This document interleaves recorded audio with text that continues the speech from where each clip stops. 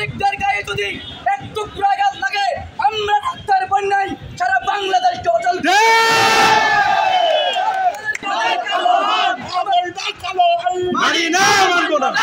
আমাদের বিরুদ্ধে সরকারি কর্মচারীদের বিরুদ্ধে দাবি রাখার জন্য একটা কালো আইন পাস করা হয়েছিল। ওই কালো আইন পাস করার কথা ছিল আর 10-15 দিন পরে এর এই মুদ্রার ধারাবাহিকতায় গত শনিবার তারা হুড়া করে এবং রবিবার এই আইন পাস করা হয়েছে। এর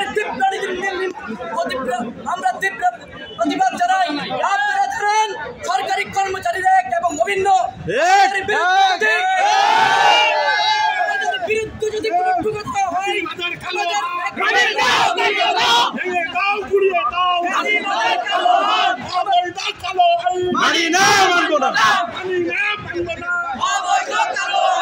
সচিবালয় কর্মকর্তা সহ বাংলাদেশে আমাদের কোন কলিগদের গায়ে যদি এক টুকরা গাছ লাগে আমরা ডাক্তার বন্যায় সারা বাংলাদেশ অচল। মোনালিসা হেভি ফ্লো 15 পিস প্যাকেটের সাথে 8 পিসের একটি প্যাকেট একদম ফ্রি। বলতে চাই আমরা সরকারি কর্মচারীরা কারো চাকর নই, আমরা সরকারের চাকর, আমরা সরকারি আইন মানতে বাধ্য। কিন্তু এই কালো আইনের বিরুদ্ধে আমরা চাকরি কেন আমরা জীবন দিতে প্রস্তুত।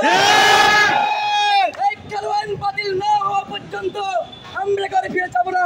আমরা নির্দিষ্ট সময় প্রতিদিন এই কালো আইনের বিরুদ্ধে প্রতিবাদ জানিয়ে 12টার সময় শুরু হবে।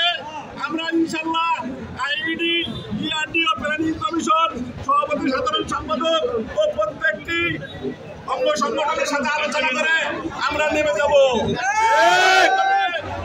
আমরা আমাদের দাবি আদায় না হওয়া পর্যন্ত আমরা কর্মবিরতিতে যাব।